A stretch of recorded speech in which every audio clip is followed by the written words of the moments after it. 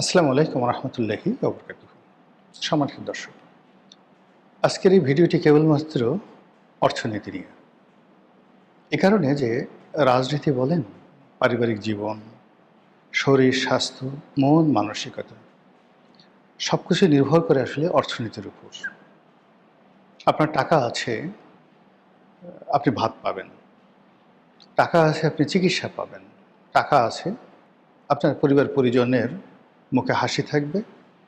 ফলে আপনার অনেকগুলো সমস্যা থাকা সত্ত্বেও আপনি স্বস্তির মধ্যে থাকবেন। কিন্তু আপনার পকেটে টাকা নেই, শরীর ভরা শক্তি, ঘরে সুন্দর স্ত্রী, সন্তান সন্ততি সফল, সুস্থ, কিন্তু ঘরে চাল ডাল আটা মধ্যে কিছু নেই। দেনার দায়ে আপনি জর্জরিত। ফলে এই পৃথিবীর সকল সুখ সম্পদ আপনার কাছে মুহূর্তের মধ্যে জাহান্নামে পরিণত হবে। এবং এভাবে অনেক আপাত দৃষ্টিতে সুন্দরতম মানুষ, যাদের পরিবার আছে, ঘর আছে, সংসার আছে, শিক্ষা আছে, দীক্ষা আছে, কেবলমাত্র আর্থিক দৈন্যতার কারণে যে হতাশা, সে হতাশায় অনেক মানুষ আত্মহত্যা করে। অনেক মানুষ নিজের সন্তানকে বিক্রি করে দেয়, নিজের কন্যাকে বিক্রি করে দেয়, নিজের স্ত্রীকে অন্যের শয্যার সঙ্গী করে তারপরে যে টাকা উপার্জন হয়, সে উপার্জন দিয়ে নিজের চাহিদা মেটায়।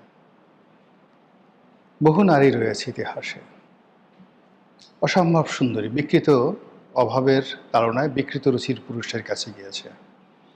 পুরুষ তার সঙ্গে যৌন সঙ্গম করেনি, বলেছে তোমার মাথার সব চুল ফেলে দিতে হবে। নারী টাকার জন্য নিজের মাথার চুল ফেলে দিয়েছে। তো এই অর্থনীতি, সেই অর্থনীতি এখন আমার জানা মতে স্বাধীনতার পরে এই বাংলায় প্রথম সবচেয়ে বড় মহাসংকটে পড়ে গেছে। সংকটের জন্য কে দায়ী? অনেকেই দায়ী। আপনিও দায়ী, আমরাও দায়ী। শেখ হাসিনা দায়ী, বিএনপি দায়ী, তারেক জিয়া দায়ী, বেগম জিয়া দায়ী। কে না দায়ী? সবার হাতে মোর অর লেস আমাদের এই অর্থনীতিটি ধ্বংস হয়েছে। কারণ কি? প্রথম কারণ হলো যে আমাদের দ্বারা রাজনীতিবিদ, তারা বেশিরভাগ মানুষই অভাবগ্রস্ত।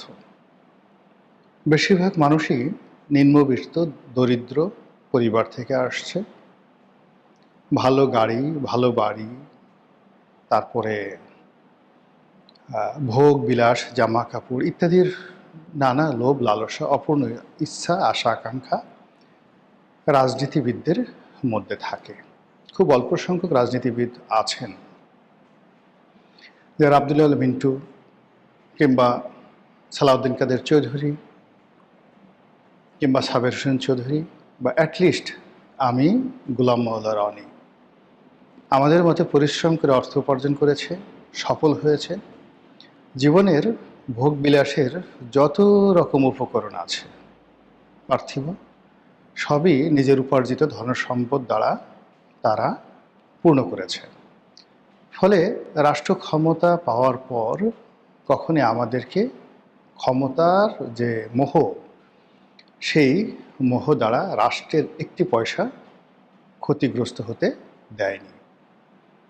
কিন্তু ধরুন, যে মানুষটি ঢাকা শহরে একটা ফ্ল্যাট নেই, যার একটা ভালো গাড়ি নেই, ভালো কোনো জামা কাপড় নেই, কিন্তু সে যখন রাষ্ট্র ক্ষমতায় পেয়ে যায়, তার একটা কলমের সিগনেচারে হাজার হাজার কোটি টাকার প্রকল্প পাশ হয়। সে সরকারি আমলা হোক, সেক্রেটারি হোক, কিংবা মন্ত্রী হন, এমপি হন, বা অন্য যে কোনো সাংবিধানিক পদে তারা থাকেন। তো তাদের মধ্যে যখন এই অভাব বোধ থাকে, 99.99% ক্ষেত্রে তারা দুর্নীতিগ্রস্ত হয়ে পড়েন। 2 নম্বর হলো যে আমাদের দেশের রাজনীতির মতো ব্যবসায়ীদের মধ্যে বিবর্তন খুব, যাকে বলে, দ্রুত হয়েছে। আমাদের দেশের, আমি এখন বলতে পারি যে অনেকগুলো কোম্পানি, যাদের কোম্পানিতে 30,000 40,000 লোক চাকরি করছে, যাদের এক একটা কোম্পানির ব্র্যান্ড ভ্যালু 5,000 6,000 কোটি টাকা হয়ে গেছে। বেশি দিন আগে না, 93 94 95 সালে আমি তাদেরকে এই ঢাকার শহরে বলতে গেলে অসহায়ের মতো হাঁটতে দেখেছি। এটা সাইকেলে চড়ার মতো অবস্থা তাদের ছিল না। আচ্ছা, এই লোকগুলো এত দ্রুত ধনী হলো কি করে? তারা এই যে আমলাতন্ত্র, দুর্নীতিবাজ আমলাতন্ত্র, রাজনীতিবিদ তাদেরকে ব্যবহার করে যে সুযোগ নিয়েছে, কখনো ব্যাংক থেকে লোন নিয়েছে, কখনো কোনো একটা এসআরও, কাস্টমসের এসআরও পরিবর্তন করেছে, কখনো প্রতিপক্ষকে শেষ করে দিয়ে নিজেরা একচেটিয়া ব্যবসা করার জন্য তারা একটা মনোপলি শুরু করেছে। তো এই যে ব্যবসায়ীরা যারা এইভাবে হয়েছে তাদের আসলে টাকা ছাড়া আর কিছু নেই। এত মানে একজন বলছিলেন যে তিনি ধনীদের সঙ্গে চলেন না। এর কারণ হলো যাদের ধনসম্পদ আছে, টাকা পয়সা আছে, তাদের আসলে টাকা পয়সা ছাড়া আর কিচ্ছু নেই। এমনকি পোশাক আশাকও নেই। আমরা যে পোশাক আশাক দেখি ওটা বাহ্যিক, কিন্তু যে কারণে মানুষ পোশাক আশাক পরে নিজের লজ্জা স্থানকে ঢেকে রাখার জন্য, নিজেকে ঢেকে রাখার জন্য, অভিজাত দেখানোর জন্য, সে যে একটা মানুষ সেটা দেখার জন্য। কিন্তু আপনি অনেক ধনীকে দেখবেন তার মনের মধ্যে পশুত্ব রয়েছে। পশুদের যে উলঙ্গপনা, তার চেয়ে উলঙ্গপনা রয়েছে অনেক ধনীদের ব্যক্তিগত জীবনে। এজন্য অনেক জ্ঞানী গুণী লোক ধনীদেরকে পছন্দ করেন না। তা আমাদের দেশের ধনী ইংল্যান্ড আমেরিকা ধনীদের মধ্যে পার্থক্য হলো যে আমাদের ধনীরা জনকল্যাণে খুব অল্প লোক কাজ করেন। আমি প্রায় বলি যে আপনি যদি দেখেন বাংলাদেশে একটা ইস্পাহানি গ্রুপ, তারা জনকল্যাণে যে সকল কাজ করে, এমনকি আপনি গিয়ে দেখেন যে এই যে ভূমিদস্যু বলেন বসুন্ধরা গ্রুপ, তাদের যে সিএসআর প্রকল্পগুলো রয়েছে, তারা কতটি হাসপাতাল চালায়, কয়টি চক্ষু হাসপাতাল চালায়, কত শত মসজিদ চালায়। তাদের কোম্পানিতে 10,000 লোক শুধুমাত্র বসুন্ধরা গ্রুপের মধ্যে মানে কাজ করে, মানে যেখানে তাদের হেড অফিস কেন্দ্রিক ফ্যাক্টরিগুলো নয়।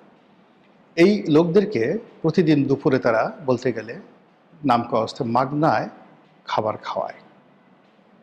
তো এই যে কল্যাণমূলক কাজ, ফলে অনেক বদনাম থাকা সত্ত্বেও কিন্তু আল্লাহ তাদেরকে বরকত দেয়। কিন্তু এরকম অনেক কোম্পানি আপনি ধরেন, আমি নাম বললাম না কোনো কোম্পানির, যারা বসুন্ধরার চেয়েও বড়, ইস্পাহানির চেয়েও বড়, কিন্তু চুরি চামারি গুন্ডামি বদমাইশি করে জেল জুলুম করে একেবারে নিজেরা শেষ হয়ে গেছে। এর কারণ হলো এদের জনকল্যাণে কোনো প্রকল্প নেই। তো এই যে জনকল্যাণে যাদের প্রকল্প নেই, এই সমস্ত লোভী ব্যবসায়ীদের খপ্পরে পড়ে রাজনীতিবিদ আমলারা যে একটা সিন্ডিকেট গড়ে তুলছে, সে স্বাধীনতার পর থেকে আজ অবধি, এমনকি পাকিস্তান জামানাতে এই সিন্ডিকেট ছিল, এটা ধারাবাহিকভাবে আজকের দিন পর্যন্ত ক্রমশ বেড়ে যাচ্ছে এবং বেড়ে তারা এই পুরো ইকোনমিটাকে এখন গ্রাস করতে বসেছে। আমাদের দেশে অন্তত 10টি ব্যাংক এই মুহূর্তে দেউলিয়ার পর্যায়ে আছে।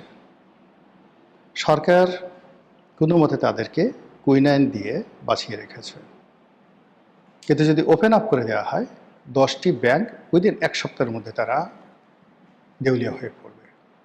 আচ্ছা, এরপরে গত 2 বছরে প্রাইভেট সেক্টরে কম করে হলেও সরাসরি